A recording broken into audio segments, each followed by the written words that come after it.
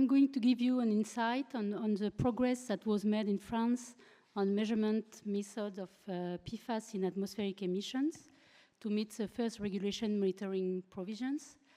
Okay, so a few words of context on this work. So in 2024, France launched an interministerial plan on PFAS. And in this plan, it was required to perform a national measurement campaign in atmospheric discharges of, from facilities that thermally treat PFAS, waste, sorry.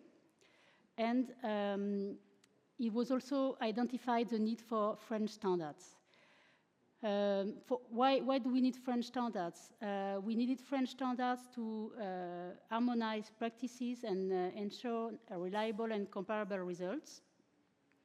And this work on French standard was based on OTM methods, since like in many cases, when we start looking at new pollutants, we always wonder, has the US EPA already published something on the topic? So we looked at what had been done by the US EPA, and we found those OTM methods.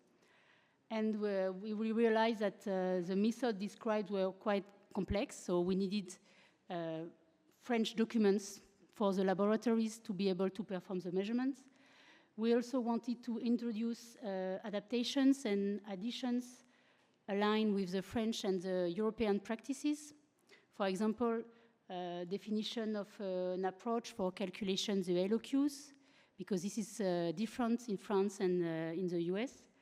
Also, to be able to put some information about the estimation of the uncertainty of measurement.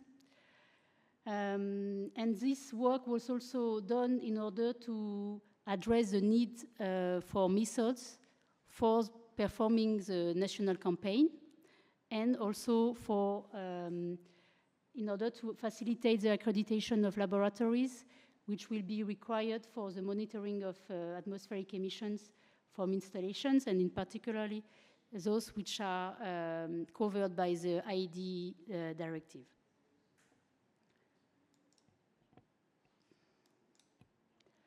So this schematic shows more or less the principle of what we've done.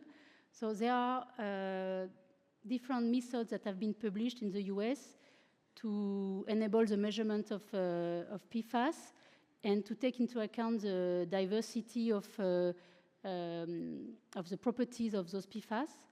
And we can distinguish three methods.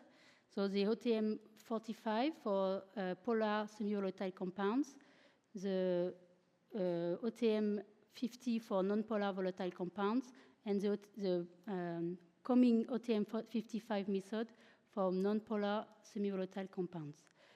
So the work that was done in France was transcription and adaptation of those methods.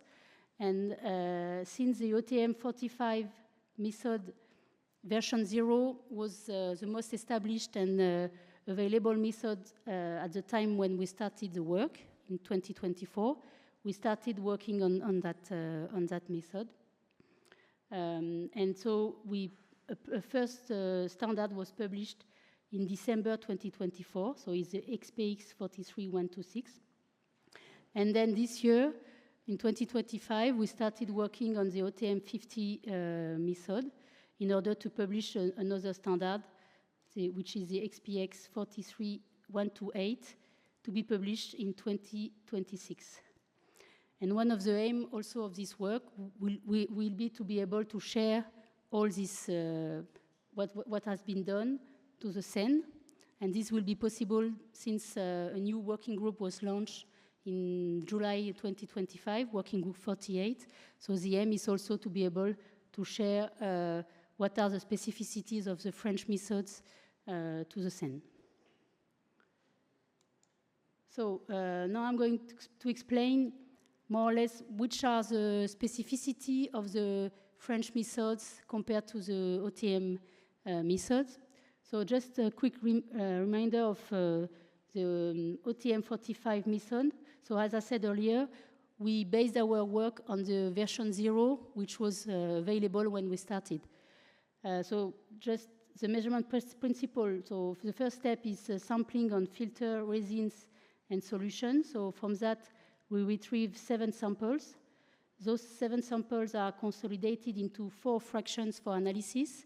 And then those 4 fractions are analyzed by liquid chromatography coupled with tandem mass spectrometry. So what are the specificities of the French method compared to the OTM45 version 0? So first of all, something that might seem simple, but we standardized names and abbreviation of the compound which were listed by family, and it was decided to use only the acid forms name. Then some quality controls were added. So 3 markers were added before sampling. So they were added to the 2 resins. In terms of fill blanks, it was more a rationalization of the number of fill blanks for cost considerations, while ensuring the integrity and quality of measurement validation. Some criteria were added on the performance of the sampling devices, which was in accordance with the other French standards. Also, some additional information for blank criteria, isokinetism criteria, markers, recovery rates, breakthrough, and sample storage conditions were added. And the last thing that was also added in terms of quality control is a criterion on the analytical LOQ for the sum of the 3 fraction 1, 2, and 3.